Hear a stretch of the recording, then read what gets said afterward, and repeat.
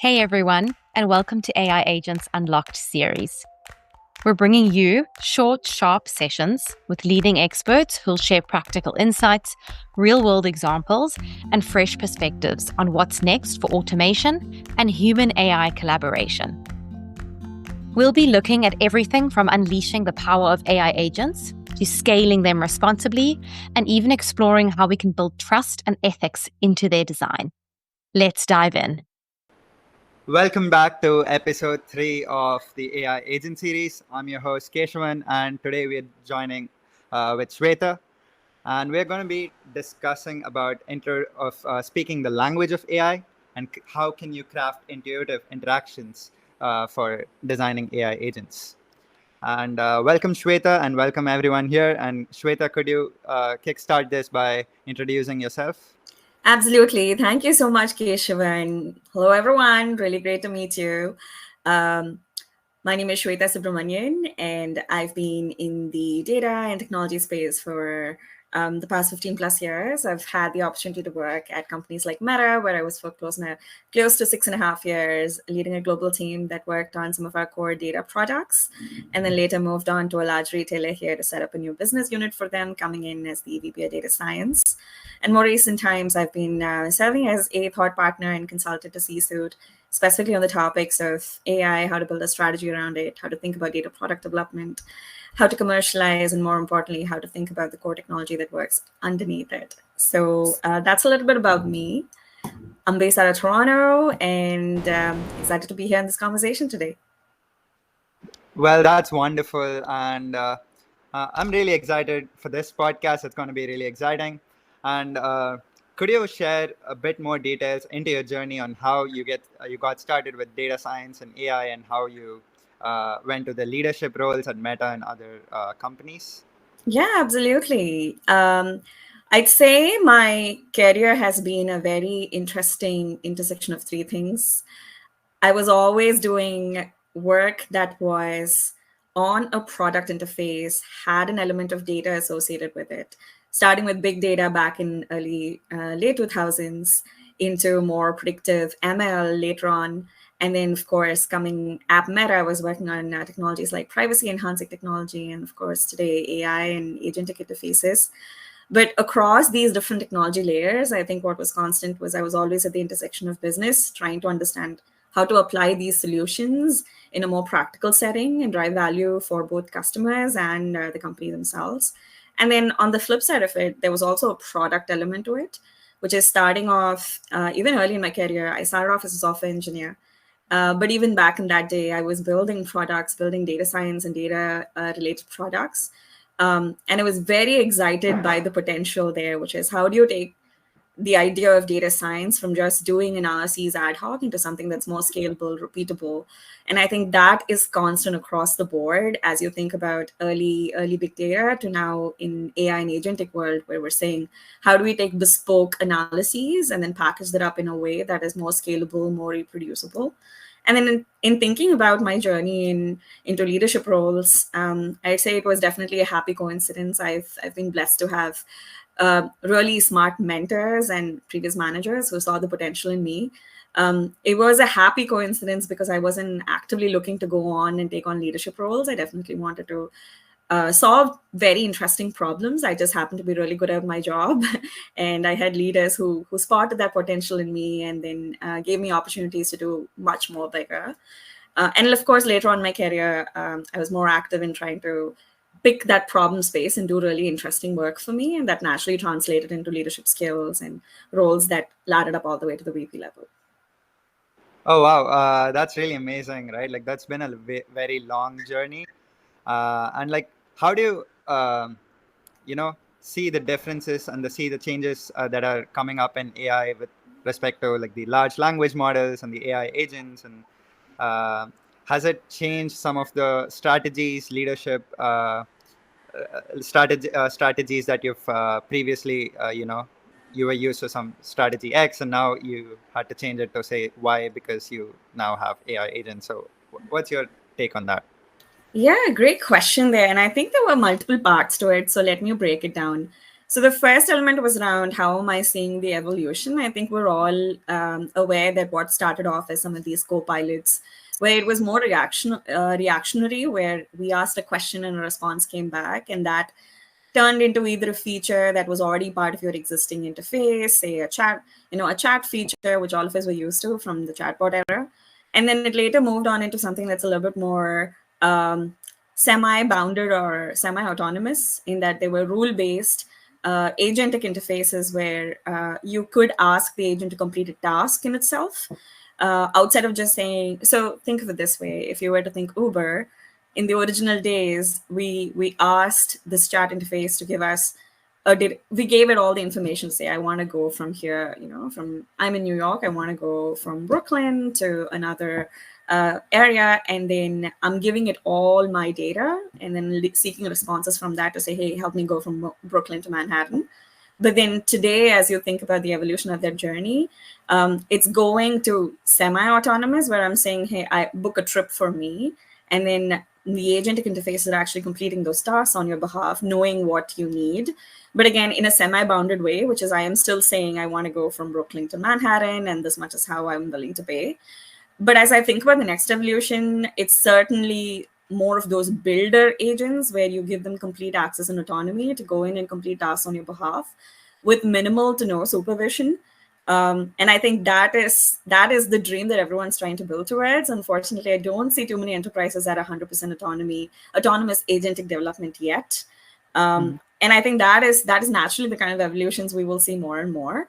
In terms of how that has impacted strategy, the function itself, I think earlier on, it came into being because we had limited resources and we wanted to make sure that the bets that we were making were the best bets we could given our existing resources. So it was really a risk mitigating effort for us to say, which direction, what are my objectives? How should I be scoping my objectives? How do I build with the right kind of resources that I have? And then what are some of those risks associated with it? But now, because development itself is so turnkey, and that given solutions like Bolt and vibe coding, the cost of making a mistake is much lower, specifically when it comes to the amount of resources associated with development. And so I feel the act of strategy has completely shifted now, in that we no longer need to spend cycles and cycles just planning to decide what to build, and instead you can go ahead and build it, which is how we see so many of these startups take off. The fact that Lovable could get to $100 million with just 5 people, I think is a great example of that. But on that front, I think what we may be seeing in the future of strategy is what I call the local maxima and the global maxima. So with this idea of vibe coding, you can quickly get to a lot of iterations, but perhaps only in the local maxima phase, which means I can iterate and find out everything to do with a problem, but really where strategy would kick in is to say, what else am I not looking at? How can I get to something incremental and net new, completely different? And that becomes the point of differentiator for which we need to do deep analyses and do deep thinking. So I think of it in terms of slow strategy and fast strategy. I spoke a lot there. I'll stop to see if you have thoughts. I mean, I do have a lot of thoughts. There was a really interesting point, right? Like you see all of these agents like making our lives convenient, right? Like it's all moving towards an era where we, just type in a prompt, it does something for us. And it's all about like how simple you can make a task, right? So in this context, how do you balance like say simplicity versus like explainability part where, like it is like simple to like just type in a prompt and get the result, but you don't really know what happens behind the scenes. So how do you manage that, and like how do you convey it to the end user? Yeah, I wanted to share a small experiment that was run. And the goal of this experiment was to serve as an eval function on production, which is they were trying to build an AI agent to help give more details about in a customer service like environment. So this was a small SMB and they had an e-commerce platform, and they wanted to essentially build a agentic interface to make it easier for customers to go interact, especially when they had to return objects or they had to get additional information about delays or new kinds of promotions. And so they introduced this agentic interface, and it had a very simple, thumbs up, thumbs down to get user feedback and reaction. And what they found is that wasn't necessarily flying, because a lot of conversations seemed like the customers weren't satisfied with the responses, and they only got a thumbs down back, or in many instances they didn't even gather that feedback unless they had a survey that went out, and it was very hard for them to understand what was going wrong. And so in this instance, what they did, instead of the thumbs up and down, they created a dial, and it allowed the user to say, okay, how much additional information do I need with every response that comes back to me? So on a scale of 1 to 5, I could say, 1 is just turnkey information, and 5 is I'm looking for more depth. And that is a great example of simplicity versus explainability, because you took the thumbs up and thumbs down, which was a way for you to gather information back and understand the effectiveness of this agent, into something that's a little bit more conversational, because at its core, agentic interfaces work best when they have the context. And so turning this thumbs up, thumbs down into a dial-like approach created a lot more opportunities for you to gather feedback, but also give the right kind of context and the right amount of detail back to the user. So I call this approach something in the lines of, I call it a progressive disclosure of information, which is, instead of giving everything all at once, you're creating this structured way to share more details based on the context, based on the amount of engagement that a user needs with a given agent, and of course, given based on that specific scenario. And I think that is the right way to think about simplicity versus explainability, which is, what is that progressive lever that you can design and put in place that makes that conversation effective, but also without going too much into details? Certainly, right? Like, I think human feedback is like the first step to Exactly.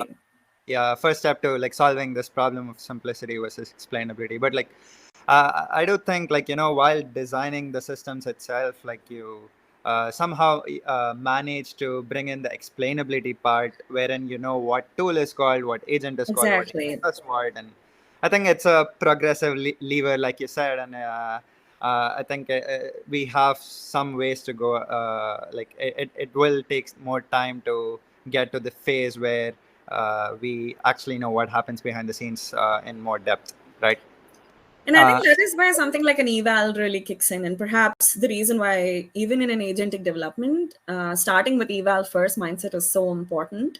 Because unlike traditional software development, where it's a deterministic system, you want your interfaces to do exactly one task and it'll do only that, versus in an agentic environment, because it's so probabilistic in nature, unless you open behind the curtain and see why the model chose to give XYZ as a response and why it hallucinated, there's no way unless you had evals and unless you were looking at trace and span of how the model evaluates and how it makes a certain judgment, it's very hard for you to quantify certainty. And I think that, again, becomes another way for you to start thinking about that simplicity versus explainability spectrum.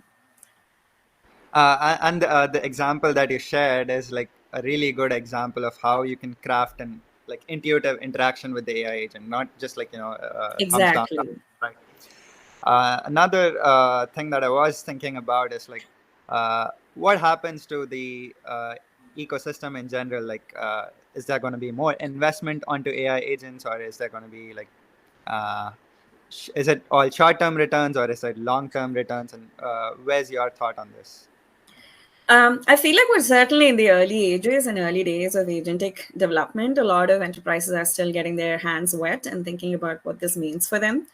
One constant thought I am hearing from many of the leaders in the Fortune 500 space is how it's very cost prohibitive, especially to build completely autonomous agents. The balance between the efficiency that an agent system drive versus the amount that we have to spend on their existing tokens does not make sense for them to completely automate or completely build an autonomous solution. And so many companies are trying to think about how do they scope limit their agents and how do they build SLM based agents. And I think that that is perhaps where the future is also moving towards, which is, and NVIDIA recently released a paper on it saying the future of agentic systems are perhaps more SLM based, which makes sense, because if we are building very task specific agents, then instead of using the entire model compute power of an LLM, can we use an SLM instead? And that perhaps improves the latency, it improves cost effectiveness, and it also makes the design much more simpler. I mean, that's exactly what I was thinking as well. Like SLMs are more effective, specifically for AI agents, rather than like you use a general purpose LLM, right? Another thing is, like, if you want to build an agent with, say, SLM or like with any new methodologies, what do you think will be the changes with respect to the teams that actually build it inside an organization? Will there be more cross-functional teams? Will it be more research focused? Will it be more software engineers? Where do you think the trend will go in this in the future? Yeah. To me, the way I think about it is it has to work.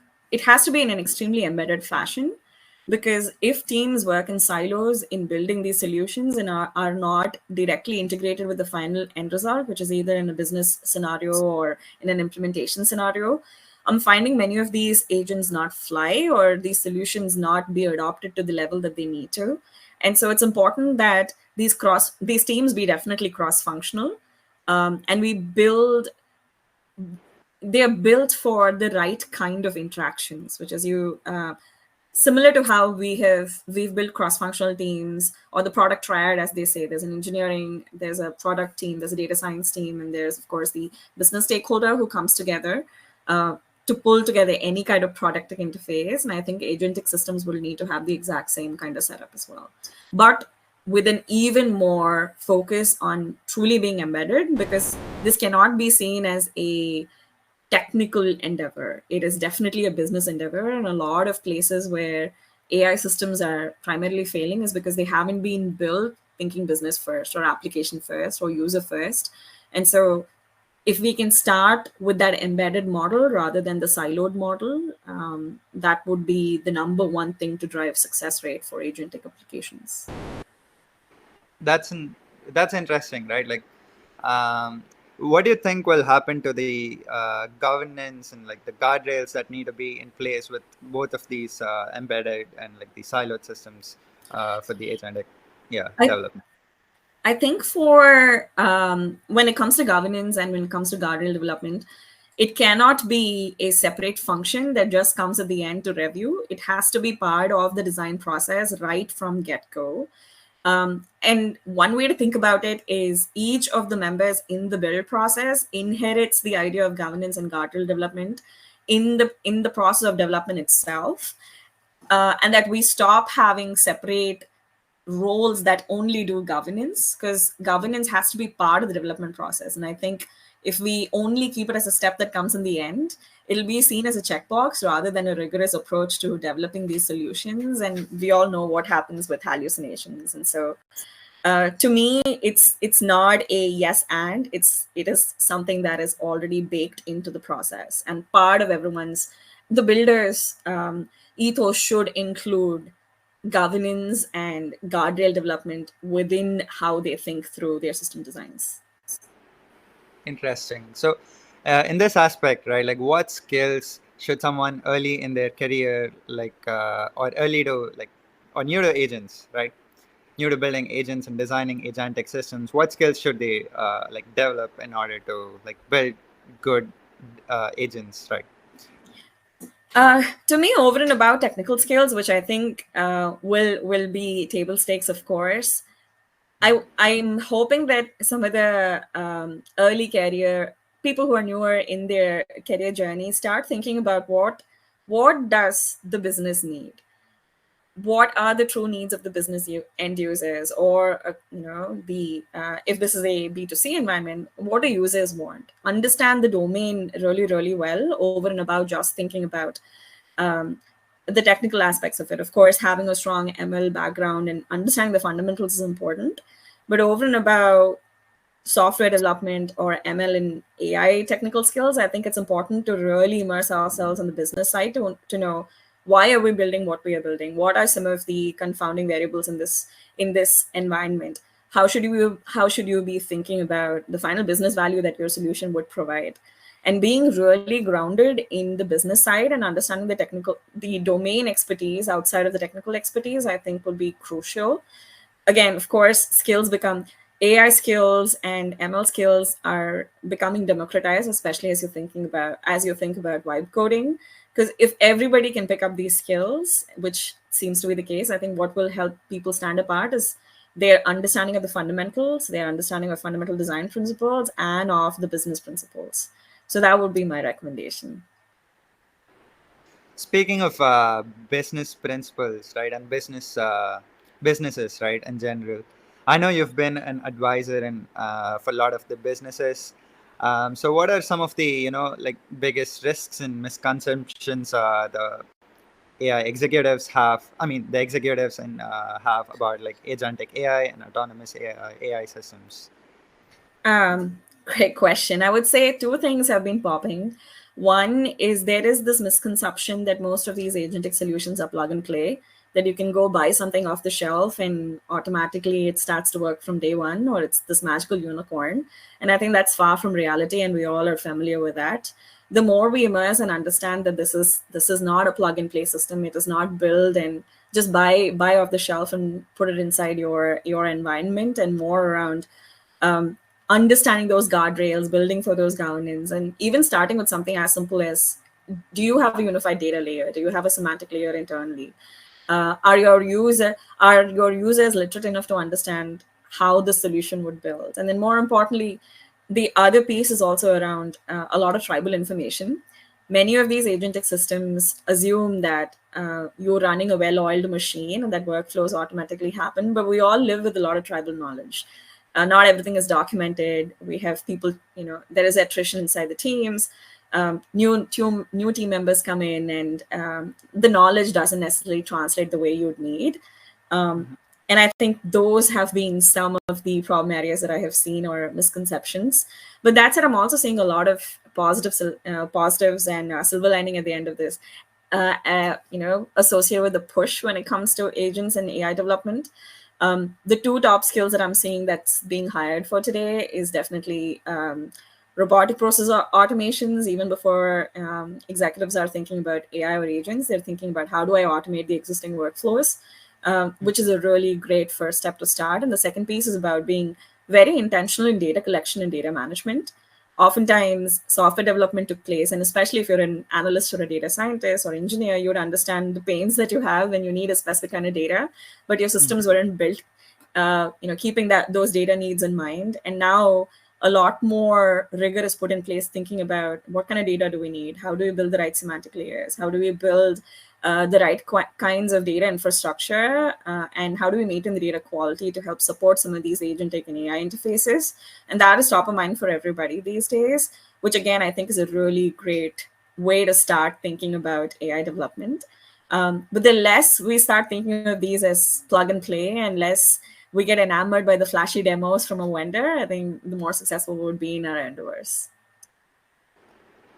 I think that's wonderful, right? Like, just a last question to you. If you had like one final key takeaway or piece of advice that you could give to someone, some company that is like wanting to define their AI strategy or agent strategy, what would that be? Know your why. Why are you doing this? What values are you hoping to drive on the backs of an agentic interface? In several scenarios, I'm seeing agentic applications for where a simple if-else statement would have sufficed. If 90% of your use case can be completed with a simple if-else automation, do you really need an agentic interface? And what kinds of guardrails and what kinds of systems have you put in place to truly enable autonomy for an agentic solution, I think would be the other way to think about this. But it all comes back to focus and knowing your why. Knowing your why. Thank you so much. I think this is like the final key takeaway that one needs to know in order to design AI systems and like crafting intuitive interactions for agentic AI. Right. Thank you, Shweta. Thank you for coming to this podcast and sharing your valuable insights with us. Thank you so much. Thank you so And we much, will, Keshavan. I really enjoyed this conversation. yep, thank you. And we will be back with another episode. And we will be having a new guest. And we are excited for the next episode as well.